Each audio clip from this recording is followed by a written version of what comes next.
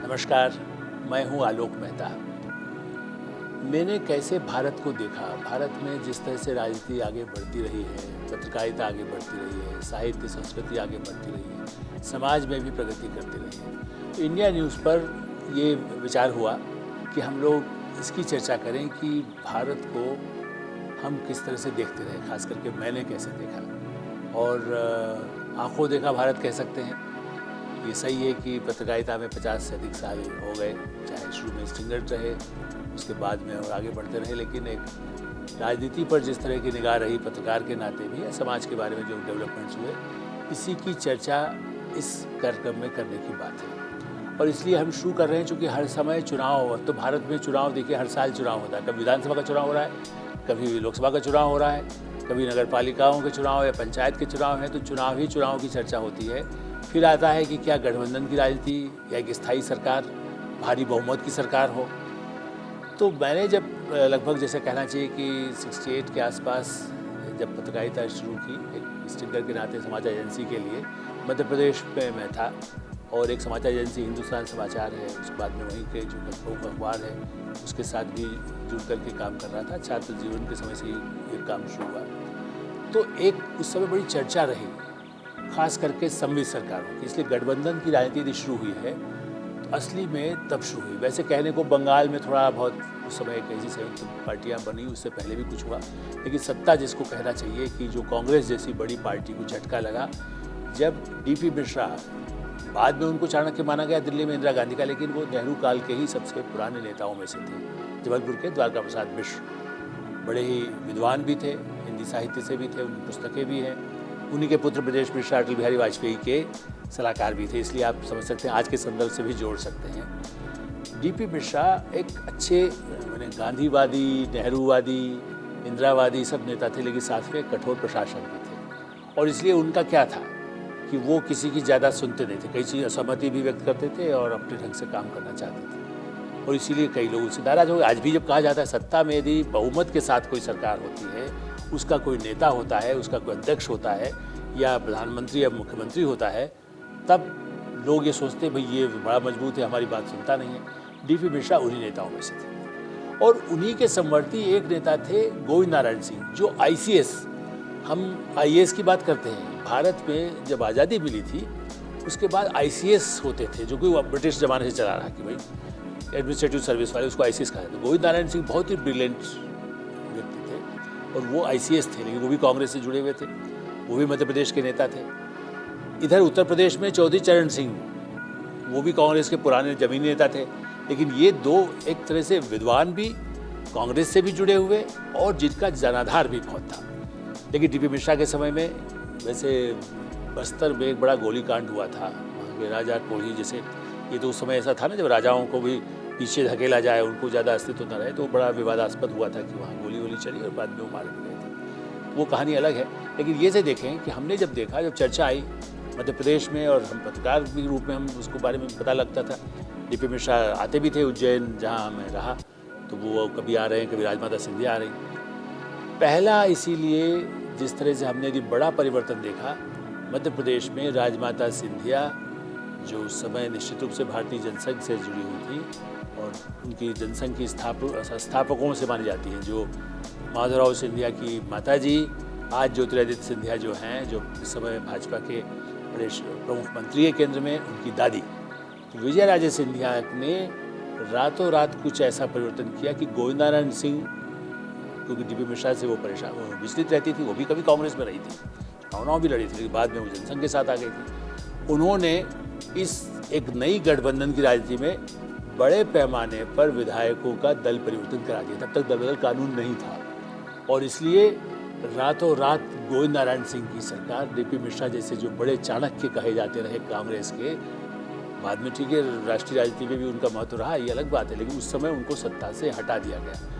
आज जब कहा जाता है कि अरे ये पार्टी तोड़ रहे हैं, गोवा में तोड़ दिया, यूपी वहाँ जगह सरकार है कि वहाँ से, आज मध्य प्रदेश में भी अभी जब गठबंधन की राजनीति की बात आई कि साहब वहाँ से तो इतने विधायक जो है चले गए भाजपा में, तो ये कहानी आज की नहीं है। कोई नरेंद्र मोदी जी ने कल परिवर्तन करा, ऐसा नहीं है।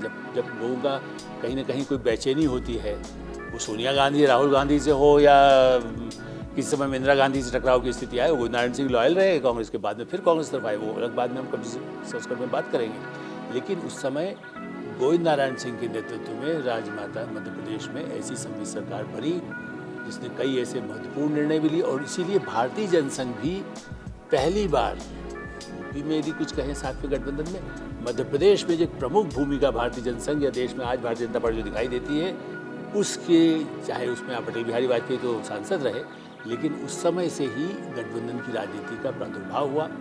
और जैसा मैंने कहा, हमारे डॉक्टर, मैं इसको ये जोड़ूंगा कि कैसे हमारे पत्रकारिता में, साहित्य में कैसे लोग होते थे। शिव मंगल सिंह सुमन उस समय पहले तो प्राचार्य थे माधव महाविद्यालय में, उसके बाद विश्वविद्यालय के वाइस चांसलर थे। और ट्रेन उस जमाने में 2-3 ट्रेनें चलती थी, पूरी पटरी जैसे होता है ना, सुबह आएगी, दोपहर आएगी, 4 बजे आएगी। और एक ट्रेन से राजमाता कहीं से उतर रही है, दूसरी से डीपी मिश्रा उतर रहे हैं, कहीं किसी और स्थान पर जा रहे हैं, और वो बीच में जंक्शन होता था। तो होता क्या है कि वो शिवमंगल सिंह सुमन, चुकी वो तो उनको साहित्य या पत्र, जैसे हमने कहा कि हमें तो दोनों से खबर लेना है, तो वो कहते थे देखो भाई 1 नंबर प्लेटफॉर्म पे उस समय मिश्रा जी आने वाले हैं, दूसरे पर वहाँ आने वाले हैं। हम वहाँ पहुँच जाते, तो देखा वो उनके भी पैर छू रहे हैं, उनके भी पैर छू रहे हैं। उनको क्या लगे भाई किसकी सरकार बने, हमें तो शिक्षा के काम में आगे बढ़ना है। समाज में जो शिक्षा, संस्कृति, साहित्य या ऐसे क्षेत्रों में जो काम करते हैं, मेडिकल में काम कर रहे हैं, इंजीनियरिंग काम कर रहे हैं, उन्हें क्या मतलब है किसकी सत्ता है। हम भी आपको ये विश्वास दिलाते हैं, हम जो लोग आज भी पत्रकारिता में जिस स्कूल के जो काम करने वाले लोग हैं, वो यही मानते हैं, हमें सत्ता से न मोह है न नफरत है। हम ये कहते हैं कि वो अच्छा करे, समाज के लिए अच्छा हो, शिक्षा में अच्छा हो, स्वास्थ्य में अच्छा हो। तब न अस्पतालों की कठिनाइयाँ होती थी, सड़कों की कठिनाइयाँ होती थी। और इस संदर्भ में एक बात भी जोड़ दूँ, जबलपुर से ही सेठ गोविंद दास जी थे, वो भी बहुत बड़े विद्वान हिंदी के माने जाते थे। उनके पुत्र जगमोहन दास थे, और जगमोहन दास भी शिक्षा मंत्री थे एक समय में, डीपी मिश्रा के समय में। और बल्कि डीपी मिश्रा से भी पहले कुछ समय रविशंकर शुक्ला भी चूँकि मध्य प्रदेश के रहे, तो वो सेठ गोविंद दास तो बाद में सांसद रहे, लेकिन जगमोहन दास शिक्षा मंत्री रहे। मेरे जैसे लोग जो इसे गांव में रहते थे जहाँ शिक्षा 4थी क्लास के बाहर नहीं होती थी, तो मुझे इसलिए वो भी एक समय याद आता है कि जहाँ स्कूल नहीं होता था, वहाँ सड़क नहीं थी, जैसे गांव में हम रहे, शौचालय ही नहीं था।